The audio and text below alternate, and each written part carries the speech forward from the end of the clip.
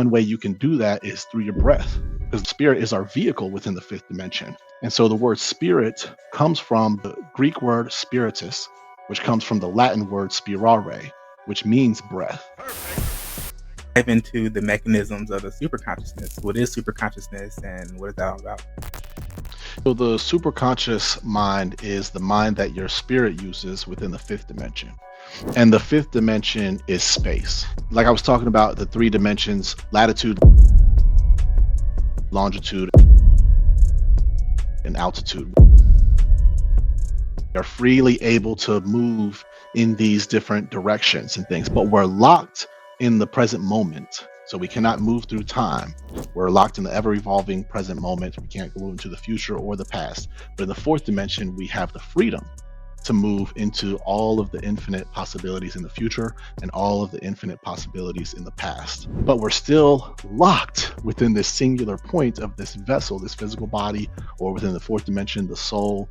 And so we can't experience outside of our body and in our body at the same time. I can't experience myself and you at the same time. I can't experience myself and the plant across the room at the same time.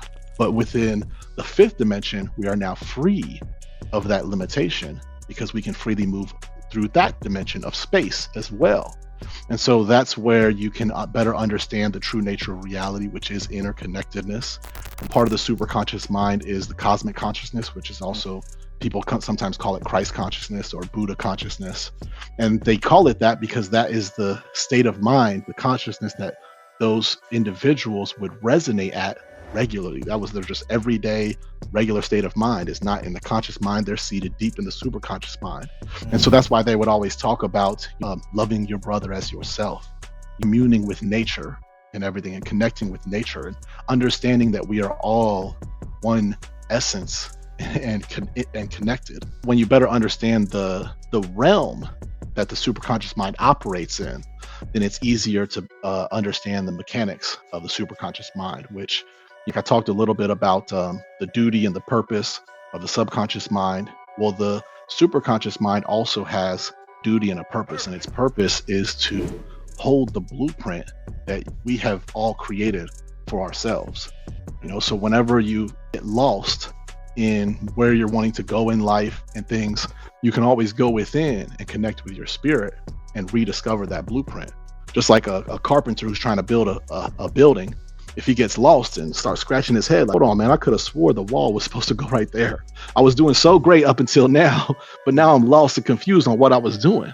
You can go back to the trailer at the head office and recheck the blueprint and get reacquainted with exactly where he's at in this moment and time of that project. And same thing with you. You can connect with your spirit and go within and rediscover exactly where you are at within the blueprint of your own life, within your soul's blueprint. And so your breath is one of the number one tools that you have to connect with your spirit, to go within the superconscious mind and access this blueprint. Wow. When people talk about their higher selves and getting in touch with their higher selves, is that really what they're talking about or referring to when you say get in touch with your spirit? Some people might be talking about that when they're describing it, but your higher self, your true self, is actually beyond the spirit. It is your consciousness. So your consciousness uses the spirit as a vehicle to traverse that higher dimension, that resonates at a higher frequency, just like it uses the physical body. So some people may be using that term to describe that, but the true self, the real self, is actually beyond the spirit even.